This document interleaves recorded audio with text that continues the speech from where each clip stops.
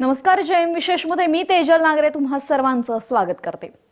भारत बांगलादेश सीमेवरील तस्करी आणि इतर गुन्हे रोखण्यासाठी सीमा सुरक्षा दलामार्फत नवनवीन योजना अवलंबल्या जातात। त्यावर मात करण्यासाठी भारताने आता आणखी एक अनोखी शक्कल लढवली आहे। भारतीय सीमेवरील गुन्हेगारी मधमाशांच्या माध्यमातून रोखण्याची सीमा सुरक्षा दलाची योजना आहे। सीमा सुरक्षा दलाने ही योजना आयुष मंत्रालयाकडे सादर केली असून यासाठी मंत्रालयाने सीमा सुरक्षा दलाला मदत केलेली आहे।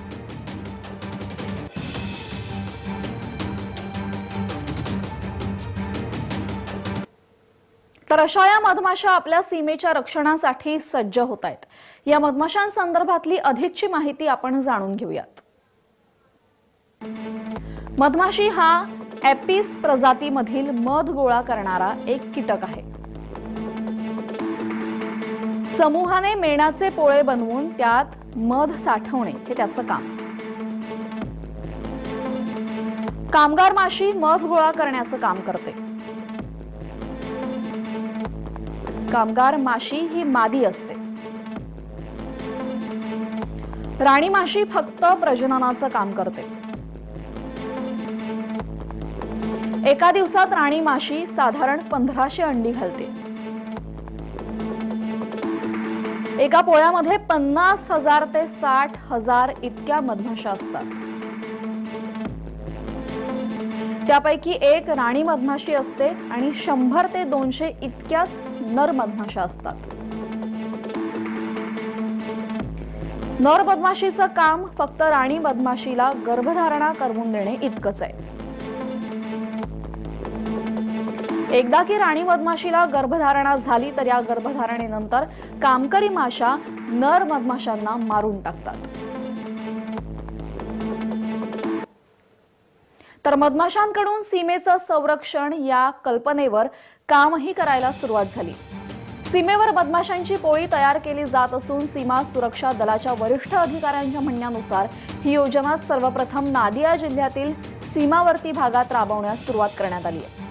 या अनोख्या प्रयोगाच्या मदतीने सीमेवर नजर ठेवली जाणार आहे। यासोबतच या माध्यमातून स्थानिकांना रोजगार उपलब्ध होणार आहेत आणि भारत आणि बांगलादेश यांच्यात 4096 किलोमीटर लांबीची सीमा असून त्यापैकी 2217 किलोमीटर लांबीची सीमा पश्चिम बंगालला लागून आहे आणि त्याच ठिकाणून होणारी तस्करी रोखण्यासाठी ही शक्कल लढवण्यात आली आहे।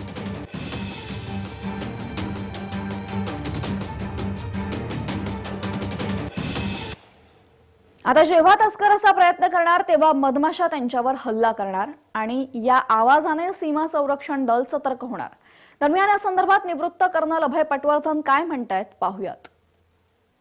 आम्ही येथील मध गोळा करण्याकरता आता ही एक कन्सेप्ट आर्मीमध्ये फार जुनी आहे। जुनी म्हणजे कशी की आमचे जे बंकर्स असतात आणि त्याच्या भोवती जी काटेरी तार असते त्या काटेरी तारेवर आम्ही आमचे जे आम्हाला टिन राशन मिळतं ते टिन आम्ही खाली त्याच्यामध्ये बांधून ठेवायचो आणि त्याच्यामध्ये दगडं टाकायचो। कारण काय तर जे कोणी जर त्या कुंपणाला भेदायचा प्रश्न केला किंवा कापायचा प्रयत्न केला तर त्याचा खडखड खडखड आवाज व्हायचा। ज्या ठिकाणी आम्हाला राशन मिळायचं नाही त्या ठिकाणी रमच्या बाटल्या किंवा बिअरच्या बाटल्या अशा आम्ही टांगून ठेवायचो जेणेकरून ते एकमेकांवर आपटून आवाज करतील। ही एक इंजिन्युइटी आहे आमची आर्मीची। तर या प्रकल्पासाठी सीमा सुरक्षा दलाने आयुष मंत्रालयाची मदत घेतली आहे। आयुष मंत्रालयाने बीएसएफला सीमेवरील मिश्रधातूंपासून मधमाशांचं पोळं बनवलेलं स्मार्ट कुंपण बसवण्याचं प्रशिक्षण दिलंय। बीएसएफच्या 32व्या बटालियनचे कमांडंट सुजित कुमार यांनी सांगितलेलं आहे की मधमाशा येतील अशी फुलझाडे उपलब्ध करून देण्याची विनंती त्यांनी आयुष मंत्रालयाला केलेली आहे। ही झाडे मधमाशांच्या पोळ्याजवळ लावली जाणार आहेत ज्यामुळे भरपूर मधमाशा येतील आणि परागकण करू शकतील। मिळालेल्या माहितीनुसार आयुष मंत्रालयाने बीएसएफला तुळशी, एकंगी, सातमुली, अश्वगंधा, कोरफड यासारख्या औषधी वनस्पती पुरवल्या आहेत। तर बीएसएफचे जवान स्थानिक लोकांच्या मदतीने सीमेवर झाडे लावण्याचे काम दररोज करतात आणि या उपक्रमाला ग्रामस्थांचा उत्स्फूर्त प्रतिसादही मिळतोय।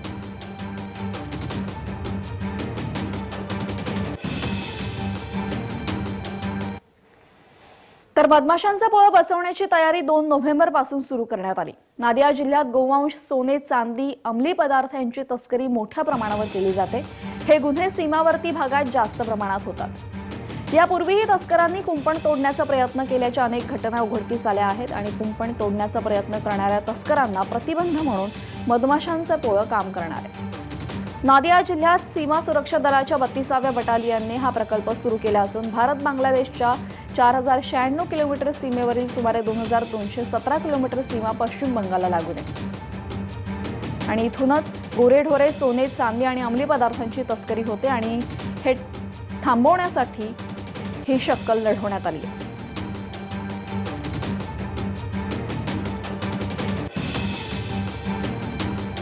बांगलादेश सीमेवरती मधमाशांची पोळी लावून घुसखोरी थांबेल का किंवा तस्करी थांबेल का? तर त्याचं उत्तर आहे नक्कीच नाही। त्याकरता BSFला चांगलं काम करावं लागेल। इथे 5 ते 6 कोटी बांगलादेशींनी घुसखोरी केलेली आहे भारतीय सीमेमध्ये आणि त्याला थांबवण्यामध्ये आपल्या बॉर्डर सिक्युरिटी फोर्सला अपयश आलेलं आहे। दरवर्षी हजारो कोटी रुपयाची जनावरं जी भारतामध्ये भाकड होतात त्यांची तस्करी केली जाते बांगलादेशमध्ये, कारण बांगलादेशमध्ये त्यांच्या जी मांसाची किंमत आहे ही जवळजवळ तिप्पट किंवा चौपट आहे। याच्याशिवाय अनेक प्रकारची तस्करी केली जाते, कापड असो की सोनं असो की चांदी असो की खोट्या नोटा असो, हे सगळं केलं जातं। याचं मुख्य कारण आहे की जे सीमेवरती तैनात जे बॉर्डर सिक्युरिटी फोर्स किंवा सीमा सुरक्षा दल आहेत त्यांना आपलं काम हे नीट करता येत नाही, म्हणून अशा प्रकारची घुसखोरी ही प्रचंड प्रमाणामध्ये होते आहे। म्हणून आता बाकी सगळं जमलं नाही म्हणून आता मधमाशांच्या पोळ्या लावायच्या ही कल्पना ठीक आहे, म्हणजे अतिशय वेगळ्या प्रकारची आहे। आणि जर मधमाशांनी खरोखरच जर तस्करांवरती हल्ला केला किंवा बांगलादेशी घुसखोरांवरती हल्ला केला तर ते अर्थातच फार चांगलं होईल, परंतु ती शक्यता किती आहे हे आपल्याला येणारा काळ सांगेल। कुठलीही नवीन प्रकारचे प्रयोग करायला काही हरकत नाही। जर यामुळे बांगलादेश सीमा जर जास्त सुरक्षित बनली तर अर्थातच फार चांगलं होईल, परंतु केवळ मधमाशांच्या पोळ्यावरती थांबून जमणार नाही। BSFला आपलं काम जास्त चांगलं करावं। तर स्थानिकांसाठी रोजगार निर्मिती, तुळशी, एकांगी, सातमुळी, अश्वगंधा, कोरफड, मोहरी या औषधी वनस्पतींची रोपे सीमावर्ती भागामध्ये स्थानिकांसह दलाच्या जवानांकडून लावली जात आहेत। या पोळ्यांमध्ये मध BSF वाईव्स वेलफेअर असोसिएशनच्या दुकानांमधून विकलं जाणार आहे आणि ज्यामुळे स्थानिकांना याचा मोठा फायदा होणार आहे आणि महसूल मिळणार आहे। अलीकडे नादियाच्या कादीपूर गावामध्ये एका सार्वजनिक शिबिरही आयोजित करण्यात आलं होतं, जिथे तज्ज्ञांनी स्थानिकांना प्रकल्प, मधमाशी पालन आणि त्याचे फायदे याबद्दल माहिती दिली आहे। मधमाशांच्या पेट्या कुंपणावर नियमित अंतराने आणि तस्करी प्रवण संवेदनशील भागात बसवल्या जाणार आहेत, मात्र नेमक्या किती पेट्या आहेत याची माहिती अद्याप दिलेली नाहीये।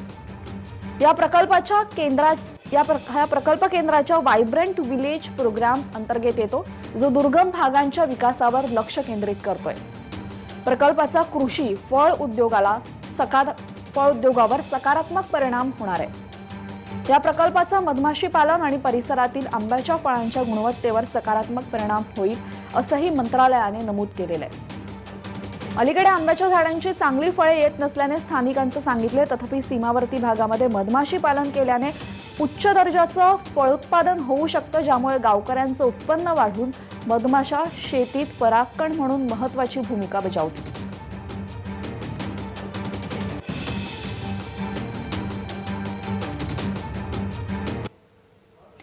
तर समूहाने काम करणाऱ्या आणि राहणाऱ्या सर्व कामकरी मधमाशा पोळ्यास उपद्रव देणाऱ्या माणसाला दंश करून पोळ्याचं रक्षण करतात आणि दंश करून झाल्यानंतर या मधमाशीचा मृत्यू होतो। दरम्यान ही सगळी प्रक्रिया कशी घडते आणि दंश केल्यानंतर मधमाशीचा मृत्यू का होतो हे आपण समजून घेऊयात। हल्ला करताना पोळ्यातील सर्व कामकरी माशांना फेरोमोन जातीचा गंध द्रव्याच्या सहाय्याने सूचना दिली जाते। त्यामुळे एकाच वेळी सर्व कामकरी माशा उपद्रव करणाऱ्या व्यक्तीवर हल्ला करतात। कामकरी माशीच्या पोटाच्या शेवटी मधमाशीचं हत्यार असतं। तिथे असलेल्या 2 वक्र काट्यांच्या स्वरूपात असलेला अवयव म्हणजे मधमाशीची नांगी। नांगीच्या तळाशी असलेल्या विषग्रंथीभोवती स्नायू असतात। हल्लेखोराच्या शरीरात नांगी घुसवताना विषग्रंथीमधून विष बाहेर येतं, पण दंश केल्यानंतर ही नांगी वक्र असल्यामुळे हल्लेखोराच्या शरीरातच राहते. नांगी शरीराच्या बाहेर पडल्यामुळे नंतर कामकरी माशीचा मृत्यू होतो.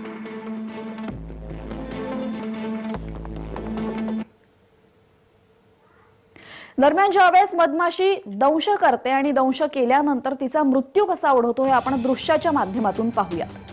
मधमाशांवर अभ्यास करणाऱ्या तज्ज्ञांचं म्हणणं आहे की मधमाशा अनेकदा मानव किंवा इतर सस्तन प्राण्यांना डंख मारल्यानंतर स्वतःच मरतात. याचं कारण त्यांच्या नांगीचा पोत आहे. मधमाशांच्या डंखाने मागच्या बाजूला वाढलेले काटे असतात आणि मधमाशा जेव्हा एखाद्याच्या शरीरात डंख मारतात तेव्हा त्वचेच्या आत गेल्यानंतर त्यांना पुन्हा बाहेर येण्यासाठी शक्य नसतं. अशा परिस्थितीत जेव्हा मधमाशी त्वचेतून बाहेर येण्याचा प्रयत्न करते तेव्हा डंखासह तिचे पुनरुत्पादक अवयव शरीरापासून वेगळे होतात, जे आपल्याला आता दृश्यामध्ये दिसतंय. आणि हे अवयव वेगळे झाल्यामुळे ही काही तासातच मरून जाते. त्यामुळे मधमाशीने दंश केल्यानंतर त्या व्यक्तीला तर त्रास होतोच, पण त्या मधमाशीचा देखील मृत्यू होतो.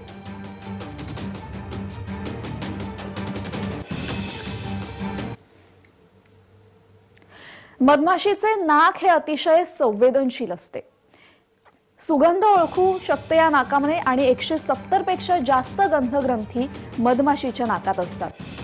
मधमाशी त्यांच्या तोंडावर असलेल्या अँटिनाद्वारे फुलांचं अमृत खेचते, ज्यालाच आपण मध म्हणतो. मधमाशीला 5 डोळे आणि 6 पाय असतात.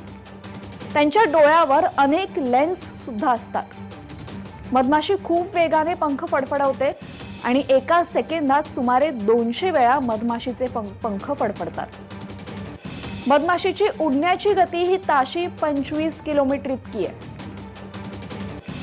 आणि सोबतच एक मधमाशी 1 चमचा मध गोळा करण्यासाठी हजारो फुलं चोखत असते. एका पोळ्यापासून वर्षभरात 50 किलोपर्यंत मध तयार होऊ शकतं. 1 किलो मध उत्पादनासाठी सुमारे 20,000 मधमाशा पृथ्वीच्या 6 क्रांतींच्या बरोबरीने प्रवास करत असतात. दरम्यान मधमाशांना बऱ्याच प्रमाणात उपद्रवही होतोय. आजकालची अनेक साधने मधमाशांसाठी उपद्रवी ठरतात. त्याच्यापैकी एक महत्त्वाचं साधन म्हणजे मोबाईल फोन.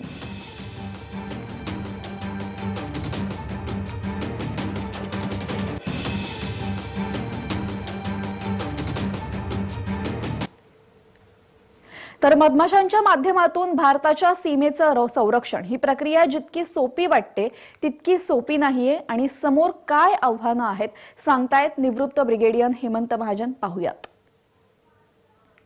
हा तसं म्हटलं तर हा प्रयोग अतिशय वेगळ्या प्रकारचा आहे आणि आशा करूया की यामध्ये त्यांना काही यश मिळेल. परंतु हे जितकं वाटतं एवढं सोपं नाहीये.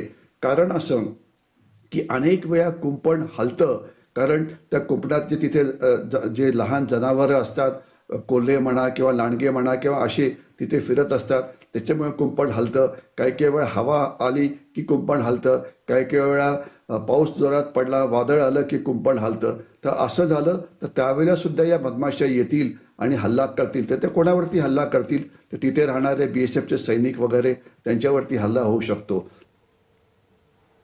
तर भारत बांगलादेश सीमेवरील तस्करी आणि इतर गुन्हे रोखण्यासाठी सीमा सुरक्षा दलामार्फत ही नवी योजना राबवली जाणार आहे. मात्र त्यात काय अडथळे आहेत आणि काय आव्हाने आहेत सांगतायत निवृत्त कर्नल अभय पटवर्धन. पाहूयात. मधमाशाचा पोळ हे छोटं नसतं. हे सुरुवातीला जरी साधारण एक 6-8 इंचाचं असलं तरी जेव्हा ते मोठं होतं त्यावेळेला ते फार मोठं, म्हणजे जवळपास 3 ते 4 फुटाचं पोळं बनतं जे रानटी मधमाशांचं आहे ते. तर त्यामुळे तिथे फॉर्मेटेबल अर्ली मॉर्निंग सिस्टीम तयार होईल आणि हा एक फार चांगला उपक्रम BSFने हाती घेतला आहे. आणि काही दिवसानंतर हा सर्वीकडे जरी लावला तरी मला याच्याबद्दल आश्चर्य वाटणार नाही. आणखी काही महत्त्वाच्या बातम्यांचं विश्लेषण बघायचं आहे, पण एका छोट्याशा विश्रांतीनंतर.